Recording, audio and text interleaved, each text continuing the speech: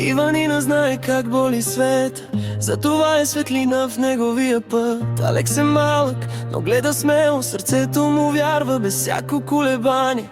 Тя връзва мечтите му с тихи слова и пази го от бурите с нежна ръка. Всяка усмивка, всяка следа говорят не си сам.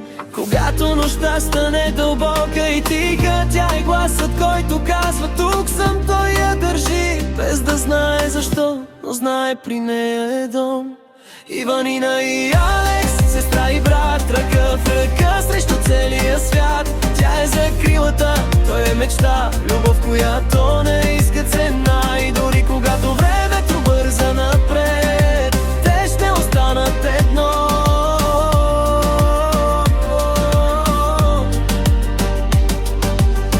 Иванина учи го как да прощава, как да пада и пак да става. Алекс си връща с чиста душа, вяра, която не се губи така. Малки моменти, големи сърца, смях по стълбите, сълзи в нощта. Тя е силна, когато той спи, той е причината тя да върви. И някой ден, когато стане голям, ще носи гласа и навсякъде сам. А тя ще го гледа със същата обич, която не пита до кога.